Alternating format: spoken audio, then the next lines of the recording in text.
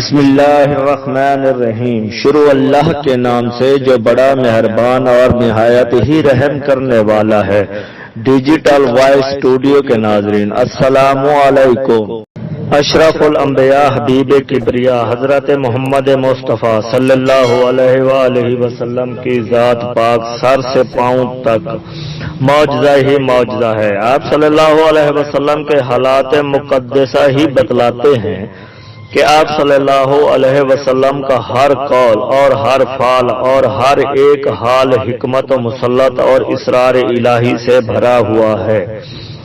آپ صلی اللہ علیہ وسلم کے بہت سے معجزے ظاہر ہوئے اور قیامت تک ہوتے رہیں گے۔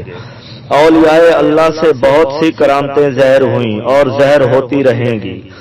یہ آپ صلی اللہ علیہ وسلم ہی کے معجزے کا ایک ہلکا سا جز اور نمونہ ہے کہ آپ صلی اللہ علیہ وسلم کے عاشقوں اور پیاروں کی معرفت سے ظاہر ہوتا رہا اور ہوتا رہے گا۔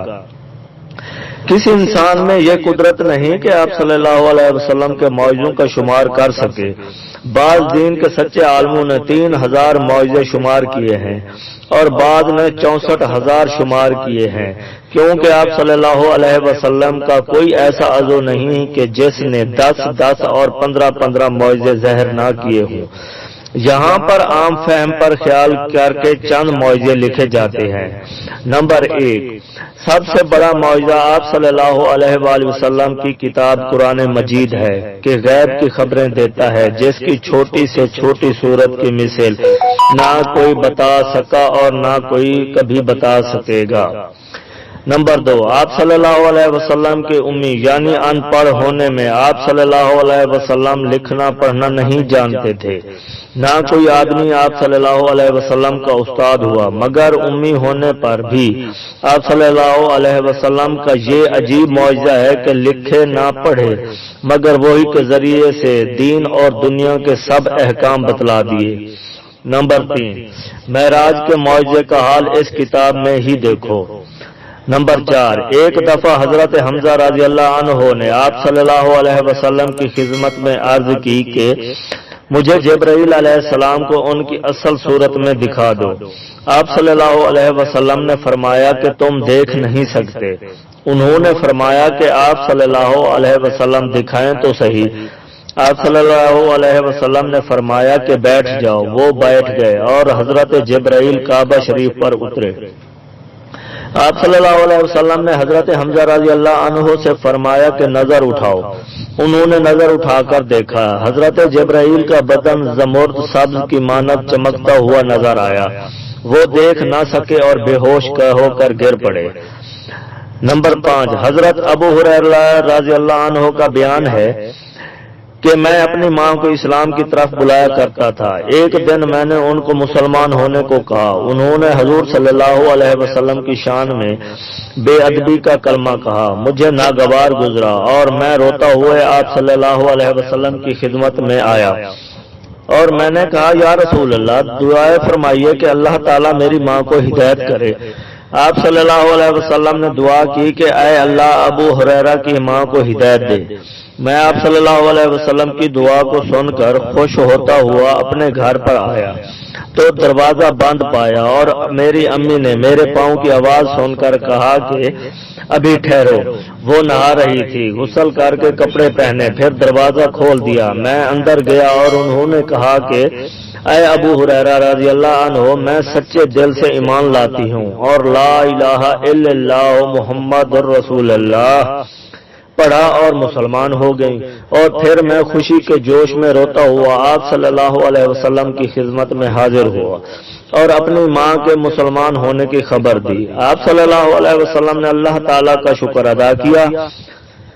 نمبر 6، حضرت خبیب بن فدیق کے باپ کی آنکھوں میں موتیا پڑ گیا اور اندھے ہو گئے۔ حضور صلی اللہ علیہ وسلم نے ان کی آنکھوں پر دم کر دیا، اسی وقت ان کی آنکھیں درست ہو گئیں۔ اس معجزے کا بیان کرنے والا کہتا ہے کہ میں نے ان کو اسی برس کی عمر میں سوئی میں دھاگا ڈالتے دیکھا ہے۔ نمبر 7، ایک شخص حضور صلی اللہ علیہ وسلم کے سامنے بائیں ہاتھ سے کھانا کھا رہا تھا۔ آپ صلی اللہ علیہ وسلم نے فرمایا دائیں ہاتھ سے کھاؤ۔ اس نے بے ادبی سے کہا کہ میں دائنے ہاتھ سے نہیں کھا سکتا۔ آپ صلی اللہ علیہ وسلم نے فرمایا بہت اچھا، تو کبھی دائنے ہاتھ سے نہ کھا سکے گا۔ بس اس کے دائنے ہاتھ میں ایسی خرابی ہوئی کہ وہ اپنے منہ تک ہاتھ کو نہیں لے جا سکتا۔ نمبر 8، حضرت جابر بن عبداللہ رضی اللہ عنہ کا بیان ہے کہ میں ایک دفعہ حضور صلی اللہ علیہ وسلم کے ساتھ سفر میں تھا اور ہم ایک گاؤں میں گئے۔ وہاں کے لوگ آپ صلی اللہ علیہ وسلم کا انتظار کر رہے تھے۔ آپ صلی اللہ علیہ وسلم کی خبر سن کر لوگ آئے اور کہا یا رسول اللہ، یہاں ایک نوجوان لڑکی ہے، اس کو جن نے پاگل بنا رکھا ہے، وہ نہ کھاتی ہے نہ پیتی ہے اور مرنے کے قریب ہے۔ آپ صلی اللہ علیہ وسلم نے اس لڑکی کو سامنے بلا کر فرمایا، اے جن، تو جانتا ہے کہ میں اللہ کا سچا رسول ہوں، تو اس لڑکی کو چھوڑ دے۔ آپ صلی اللہ علیہ وسلم کا یہ حکم سنتے ہی وہ جن چلا گیا اور لڑکی کو ہوش آ گیا اور جلدی سے اپنے اوپر پردہ کر لیا اور بالکل اچھی تندرست ہو گئی۔ حضرت جابر رضی اللہ عنہ فرماتے ہیں جنگ حدیبیہ میں لوگوں کو پیاس لگی۔ حضور صلی اللہ علیہ وسلم کے پاس ایک لوٹا پانی تھا۔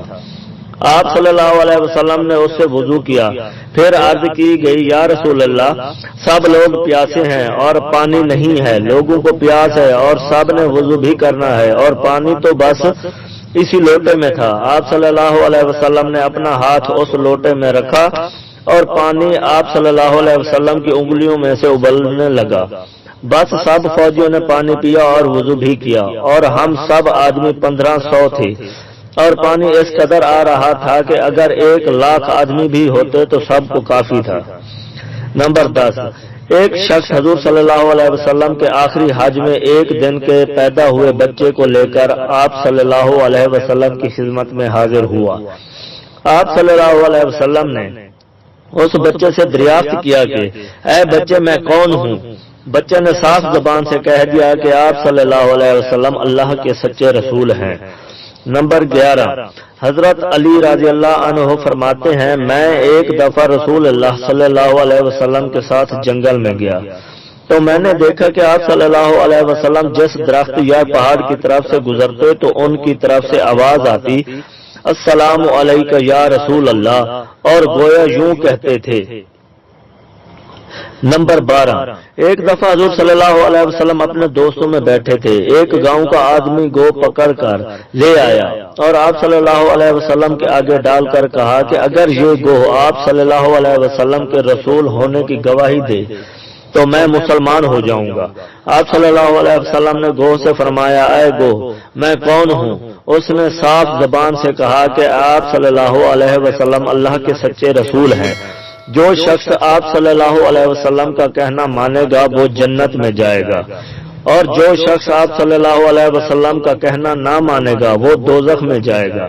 یہ معجزہ دیکھ کر اس آدمی نے کلمہ طیبہ لا الہ الا اللہ محمد رسول اللہ پڑھا اور مسلمان ہو گیا اور اپنے گاؤں میں جا کر لوگوں سے یہ سب حال کہہ دیا۔ بہت سے لوگ حضور صلی اللہ علیہ وسلم کی خدمت میں آئے اور مسلمان ہو گئے۔ نمبر 13، ایک دفعہ حضور صلی اللہ علیہ وسلم کا سب سے بڑا دشمن ابو جہل اپنی مٹھی میں کچھ پتھریاں چھپا کر آپ صلی اللہ علیہ وسلم کی خدمت میں آیا اور کہا کہ اگر تم سچے رسول ہو تو یہ بتاؤ کہ میری مٹھی میں کیا چیز ہے۔ آپ صلی اللہ علیہ وسلم نے فرمایا کہ جو چیز تمہاری مٹھی میں ہے اگر وہی چیز مجھ کو رسول کہہ دے تو کیا تم مسلمان ہو جاؤ گے؟ اس نے کہا ہاں۔ پھر آپ صلی اللہ علیہ وسلم نے اس کی مٹھی کی طرف اشارہ کیا تو پتھریوں نے بلند آواز سے کہا لا الہ الا اللہ محمد الرسول اللہ۔ ابو جہل نے پتھریوں کو پھینک دیا اور یہ کہہ کر چل دیا کہ واہ بھتیجے، خوب جادو سیکھا ہے، اب تو تم پورے جادوگر ہو گئے ہو۔ نمبر 14، ایک دفعہ مکہ شریف کے بڑے بڑے کافر لوگ حضور صلی اللہ علیہ وسلم کے پاس آئے اور 14ویں رات کا چاند خوب روشن تھا۔ انہوں نے آپ صلی اللہ علیہ وسلم سے کہا اے محمد صلی اللہ علیہ وسلم، اس وقت آپ کوئی معجزہ دکھاؤ۔ آپ صلی اللہ علیہ وسلم نے فرمایا کہ جو تم چاہتے ہو کہو، انشاءاللہ وہی ظاہر ہو جائے گا۔ انہوں نے کہا کہ چاند کے 2 ٹکڑے کر کے دکھاؤ تو ہم مسلمان ہو جائیں گے۔ آپ صلی اللہ علیہ وسلم نے کلمہ شہادت کی انگلی سے چاند کی طرف اشارہ کیا، چاند دو ٹکڑے ہو گیا اور پھر دونوں ٹکڑے آ کر مل گئے۔ یہ معجزہ دیکھ کر وہ لوگ حیران رہ گئے۔ بعضوں نے جادو کہا اور بے ایمان ہی رہنے، اور بعضوں نے کلمہ شریف لا الہ الا اللہ محمد رسول اللہ پڑھا اور مسلمان ہو گئے۔ نمبر 15، حضور صلی اللہ علیہ وسلم کی مسجد میں ایک لکڑی کا ستون تھا۔ آپ صلی اللہ علیہ وسلم خطبہ پڑھنے کے وقت اس سے سہارا لگا لیا کرتے تھے۔ جب آپ صلی اللہ علیہ وسلم کا ممبر بن گیا تو اس پر خطبہ پڑھنے لگے۔ وہ ستون آپ صلی اللہ علیہ وسلم کی محبت اور جدائی سے چیخ چیخ کر رونے لگا۔ آپ صلی اللہ علیہ وسلم ممبر سے اترے اور اس کو اپنی چھاتی سے لگایا اور اس کو تسلی دی۔ وہ اسی وقت خاموش ہو گیا۔ مسلمان بھائیوں اور بہنوں، دیکھو اگر ایک لکڑی کا ستون تو آپ صلی اللہ علیہ وسلم کی محبت میں بے چین ہو کر رو دیے، اور ہم آدمی ہو کر بھی آپ صلی اللہ علیہ وسلم کی محبت میں نہ بساویں اور آپ صلی اللہ علیہ وسلم کی تابعداری نہ کریں۔ نمبر 16، جنگ احد میں حضور صلی اللہ علیہ وسلم کے ایک دوست کی آنکھ میں آ کر تیر لگا اور آنکھ نکل کر باہر آ پڑی۔ وہ دوست تڑپ گئے۔ آپ صلی اللہ علیہ وسلم نے اپنے ہاتھ مبارک سے اس کی آنکھ کو اٹھا کر اس کی جگہ پر رکھ دیا۔ آپ صلی اللہ علیہ وسلم کی قدرت سے اور اللہ تعالیٰ کی قدرت سے اور آپ صلی اللہ علیہ وسلم کی برکت سے آنکھ اسی وقت درست ہو گئی اور سب تکلیف دور ہو گئی۔ جنگ خندق میں حضرت جابر رضی اللہ عنہ نے ایک بکری کا بچہ ذبح کیا اور ان کی بیوی نے 3 سیر جو کا آٹا گوندھا۔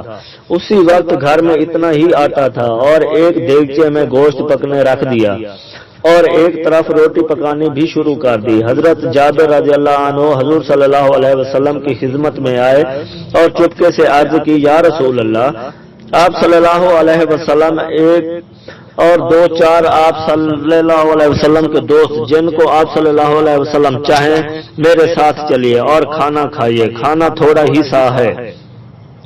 آپ صلی اللہ علیہ وسلم نے فرمایا کہ گھبراؤ مت، انشاءاللہ اللہ تعالیٰ کھانا سب لشکر کھائے گا، اللہ تعالیٰ تمہارے کھانے میں برکت عطا فرمائے گا۔ اور تمام لشکر میں اعلان کرایا گیا کہ جابر کے ہاں دعوت ہے اور سب کھانا کھانے چلیں، اور حضرت جابر رضی اللہ عنہ سے فرمایا کہ جلدی سے جاؤ اور جب تک ہم نہ آئیں چولہے کے اوپر سے دیگچا اور توا نہ اتارنا، اور ایک روٹی پکانے والی اور لگا لو۔